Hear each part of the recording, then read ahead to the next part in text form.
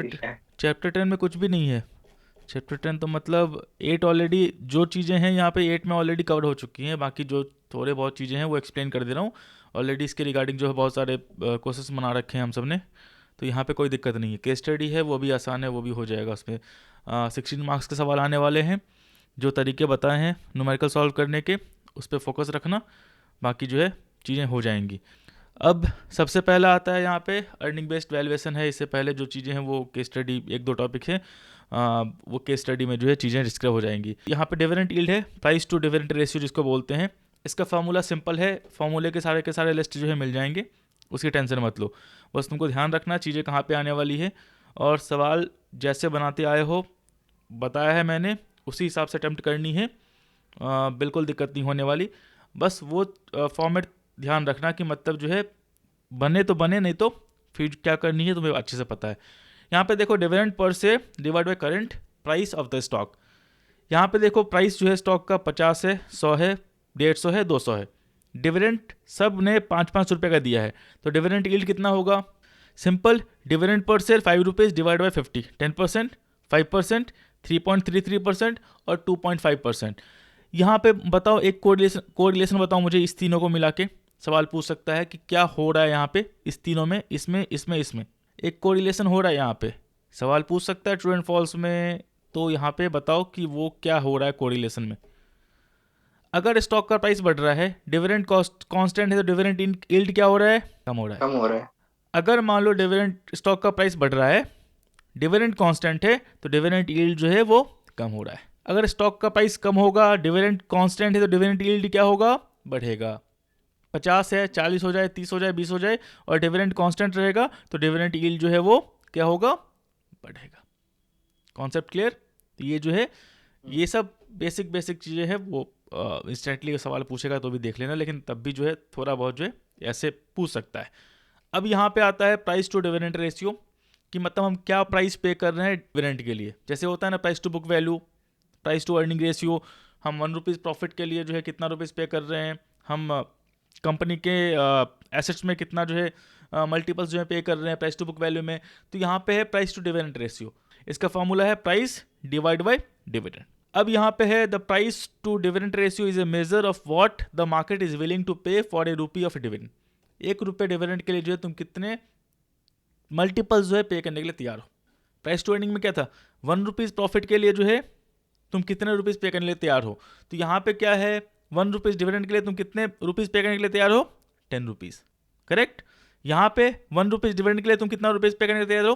20 rupees. यहाँ 30 rupees, यहाँ 40 rupees. Correct. इसी को बोलते हैं प्राइस टू डिविडेंड रेशियो। अब यहाँ पे सवाल है, मुझे बताओ इसका आंसर क्या होगा। एक company market price is RS 200 and its dividend yield is 0.5। Find dividend per share, copy pen निकाल लो। और दूसरा find price to dividend ratio. दोनों का आंसर बताओ मुझे क्या होने वाला है। सिंपल, एक फार्मूला पे ये लागू होगा। बताओ। 200 into 2.5 ये हो गया DPS। हाँ, और उसके बाद DPS by current market price, ये हो गया आपका डिविडेंड पर पे आउट रेशियो। सीधा फार्मूला लिखना है, dividend yield equal to DPS by CMP। DPS मुझे निकालना है, CMP दिया गया 2.5% इक्वल टू DPS बाई 200। तो DPS कितना हो जाएगा? 200 2.5% कितना हो जाएगा? 5 rupees per share. Price to dividend ratio कितना है? प्राइस कितना है? 200 divide by 5 equal to 40 times. मतलब 1 रुपीज़ डिविडेंड के लिए मैं कितना रुपीज़ पे करने के लिए तैयार हूँ यहाँ पे? 40 रुपीज़। सारा का सारा गेम फॉर्मूला का है और कुछ भी नहीं है। 85 से 90 मार्क्स के सवाल तुम आसानी से ऐसे ही कर लोगे। अब यहाँ बताओ, EPS कंपनी ए का 10 है, कंपनी बी का 10 है, CMP 120 है, CMP 140 है, तो प्राइस टू अर्निंग रेशियो क्या होगा कंपनी ए का और कंपनी बी का? यहाँ पे ग्रोथ रेट तो नहीं दिया गया ना। मुझे पैक रेशियो भी निकालना नहीं है, पहले मुझे सिर्फ प्राइस टू अर्निंग रेशियो निकालना है। पहले ये बताओ। और फिर तो पहले वाला 12 होगा और दूसरा वाला 14 होगा। 14। ठीक है, प्राइस टू अर्निंग रेशियो हो गया 12 और 14। ठीक है, अब यहाँ पे ग्रोथ रेट है 10% और 15%। बताओ दोनों में से कौन सी कंपनी सस्ती है, कौन सी कंपनी चीपर है? बी क्यों? बिकॉज उसका मतलब कम हो रहा है। पैक रेशियो जो है PEG 1 रेशियो। से कम है। करेक्ट। यहाँ पे देखो, PG रेशियो जो है वो current market price divide by EPS है। इसको तुम यहाँ पे प्राइस टू अर्निंग रेशियो भी लिख सकते हो।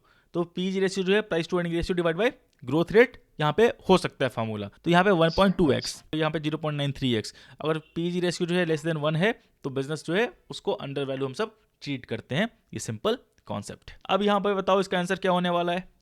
A company sales for the year is 70 lakh. The company has 10 lakh short-term liabilities and 25 lakh long-term liabilities, and it has 80 lakh of assets with 15% of that in cash. The company have 5 lakh common stocks outstanding, and the current price of the stock is 20 rupees per share. तो find EV by sales, मतलब EV by sales ratio मुझे निकाल के बताओ कितना होगा इसका, including find enterprise value और find EV to sales ratio. मुझे दोनों चीज निकाल के बताओ कि इंटरप्राइज वैल्यू क्या होने वाला है इसका और ईवी टू सेल्स रेशियो क्या होने वाला है। बिल्कुल सिंपल कॉन्सेप्ट बताओ। सबसे पहला काम क्या करना है तुमको, एग्जाम में जो बताया था सबसे पहले वो लिखो, उसके बाद सब कुछ दिया गया है, बस सिंपल है, उसको बस ब्रेक करना है, बैठाना है।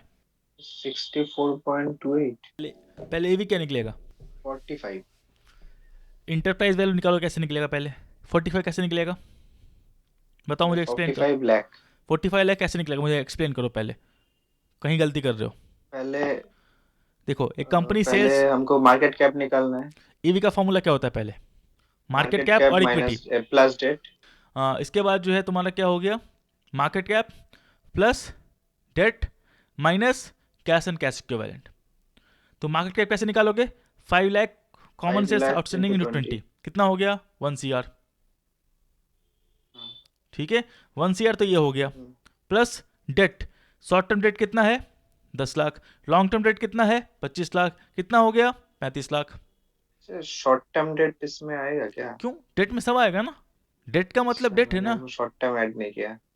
इंटरप्राइज वैल्यू का मतलब डेट मतलब डेट, सब आएगा, मैंने ये ऐड नहीं किया था। तभी गलती होगा, तभी तुम्हारा 55 लाख आएगा। मान लो ये तुमने ऐड नहीं किया होगा तो 45 प्लस 10 कितना 55 होगा, लेकिन इसका आंसर है 1.23 CR।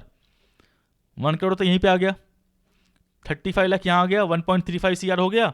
अब यहाँ पे बोल रहा है it has 80 lakh of assets with 15% of that in cash, मतलब इसके पास 80 लाख का एसेट है, लेकिन उस एसेट में जो है 15% ही कैश में अवेलेबल है।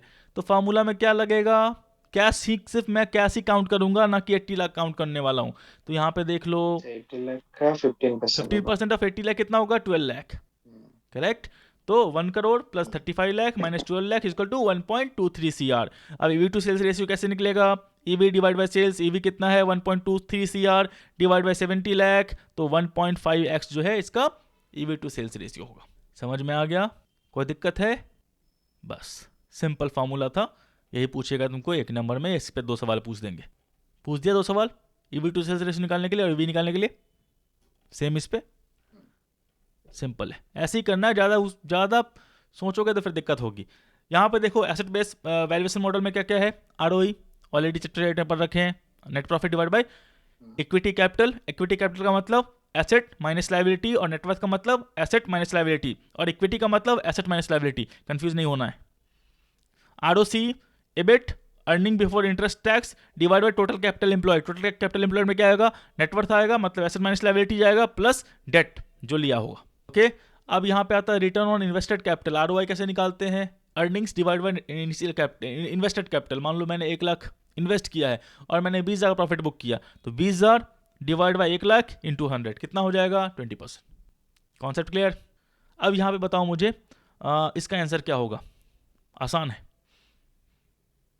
मुझे AFB फाइनेंस और LKH फाइनेंस में मुझे बताओ सबसे सस्ता कंपनी कौन सा है in terms of price to book value. ऊपर वाला समझ नहीं आ रहा एग्जैक्टली क्या 500 ये क्या देखो सिंपल है, इन सब जो है लाख में है एक्सेप्ट शेयर ऑफ वैल्यू, मतलब ये जो 175 है ना ये RS में है, ये मार्केट प्राइस पर शेयर है, मतलब शेयर का जो मार्केट प्राइस है वो दिया गया है। यहाँ पे देखो शेयर कैपिटल 50 लाख है, शेयर्स फेस वैल्यू जो है 10 है, ठीक है, face value of 10, 50 lakh shares है जिसका फेस वैल्यू 10 है। शेयर प्रीमियम अकाउंट का मतलब बताओ, मैंने बताया हुआ था चैप्टर 8 में, कंपनी फेस वैल्यू से ऊपर जो पैसे रेज करती है उसको किस में डालती है, शेयर प्रीमियम अकाउंट में, ये 3200 लाख है। रिजर्व एंड सरप्लस, कंपनी जो प्रॉफिट करती है उसका कुछ रिजर्व रखती है कि मतलब इन्वर्स कंडीशन कुछ भी होता है उसको जो है वहां पे यूज किया जाए, ये भी ऑलरेडी चैप्टर 8 में कवर किया गया है। 6200 लाख जो है इसके पास रिजर्व एंड सरप्लस है। टोटल इक्विटी का मतलब एसेट्स माइनस लायबिलिटीज, 9900 है और 8000 है, लाख है, और मार्केट प्राइस जो है शेयर का AFB का 200 है और LKH फाइनेंस का जो है 175 है। अब बताओ किसमें से जो है मुझे प्राइस टू बुक वैल्यू के बेसिस पे कौन सा कंपनी जो है सस्ता मिल रहा है मुझे। सिंपल फार्मूला है, थोड़ा लॉजिक है, कंफ्यूज करोगे लेकिन उसको संभाल लेना। थोड़ा लॉजिक है, सिंपल फार्मूला है, आंसर तुम्हारे सामने है। आंसर किस तरह से निकलेगा? सिंपल है, मैं समझ गया दिक्कत कहाँ हो रही है। सोचो, बिल्कुल आसान है। प्राइस टू बुक वैल्यू निकालना है, मेरे पास चीजें दी गई है, सबसे पहले क्या निकालना है भाई ये बताओ। प्राइस तो दिया हुआ है 200 और 175, तो मुझे और बुक वैल्यू यहाँ पे, हाँ, सबसे पहले मुझे इसमें क्या निकालना पड़ेगा? प्राइस एंड बुक वैल्यू अलग अलग से निकालना पड़ेगा। तो प्राइस यहाँ पे दिया हुआ है, और बुक वैल्यू तो आपका number of share into face value होता है। तो 50 लाख और 10 हो गया दोनों का, और तो कुछ नहीं चाहिए। 50 लाख और दोनों का तो सेम ही है। मुझे क्या रेशियो प्राइस निकालना है? अलग मैंने है, क्या काइंड बोला मार्केट तुमको? प्राइस। मैंने तुमको क्या बोला हुआ है सबसे पहले? क्या लिखने के लिए? Formula. Price to book value ratio equal to क्या होगा? CMP। CMP दिया गया है, दिया गया है। बुक वैल्यू पर शेयर, क्या बुक वैल्यू पर शेयर दिया गया है? नहीं। तो सबसे पहले मैं फिर से बोल रहा हूँ, गलती कर रहे हो तुम। एग्जाम में बहुत कम टाइम मिलेगा, यहाँ पे तो नॉर्मल बैठे हुए हो तो चलो हो जा रहा है, एग्जाम में बहुत कम टाइम लगेगा, और वहाँ पे थोड़ा बहुत टाइम लैप्स हुआ तो फिर बाकी के सवाल में जो है इफेक्ट होंगे वो। सबसे पहले जो मैंने रूल बताए हैं तुमको, वो रूल फॉलो करो, कोई दिक्कत नहीं होने वाली। किसके बेसिस से बोला वैल्यू से निकालने के लिए मुझे? प्राइस टू बुक वैल्यू के बेसिस पे। बुक वैल्यू पर शेयर निकालने के लिए जो है पर शेयर 10 होगा फिर। Price to book value ratio दिया, बुक वैल्यू रेशियो दिया गया है क्या? वो भी नहीं दिया गया है। बुक वैल्यू पर शेयर दिया गया है क्या? वो भी नहीं दिया गया है। तो मुझे सबसे पहले price to book value shares निकालना पड़ेगा। इसके लिए कैसे होगा? बुक वैल्यू पर share equal to net worth divide by outstanding shares. Net worth कितना हो गया? 9900 और 8000। अब बताओ मुझे आउटस्टैंडिंग शेयर्स में तुम जो है 50 लाख ही काउंट करना, इसमें 10 मल्टीप्लाई मत कर देना फेस वैल्यू। आउटस्टैंडिंग शेयर्स है मेरे पास 50 लाख आउटस्टैंडिंग शेयर्स है। फेस वैल्यू कुछ भी हो सकता है, 1, 5, 2, 10 कुछ भी हो सकता है। फेस वैल्यू को मुझे देखना नहीं है, फेस वैल्यू यहाँ पे कंफ्यूज करने के लिए दिया गया है। आउटस्टैंडिंग शेयर्स कितने हैं? 50 लाख। एसेट कितना है? नेटवर्थ कितना है अपने पास? एसेट सॉरी बोलता हूँ, नेटवर्थ कितना है अपने पास? 9900 8000 है। तो 9900 डिवाइड 50, 198 रुपीज़ पर शेयर। यहाँ पे LKH फाइनेंस का क्या होगा? 8000, 50 लाख आउटस्टैंडिंग शेयर है, दोनों का शेयर्स आउटस्टैंडिंग 50 लाख ही है, कितना होगा? 160 रुपीज़ पर शेयर। अब मेरे पास बुक वैल्यू पर शेयर निकल गया, फॉर्मूला बैठाओ। Price to book value ratio equal to current price कितना है? 200 डिवाइड बाई 198, 200 डिवाइड बाई 198 कितना हो गया? 1.01। और इसका कितना है? 175, 175 डिवाइड बाई 160 कितना होगा? 1.09। तो यहाँ पे दोनों में से कौन सी कंपनी सस्ती हुई बताओ? पहली वाली। तो AFB फाइनेंस जो है वो लेस एक्सपेंसिव है than LKH finance. Simple concept था, फॉर्मूला बेस्ड था, यहाँ पे कंफ्यूज हो गए, समझ गए?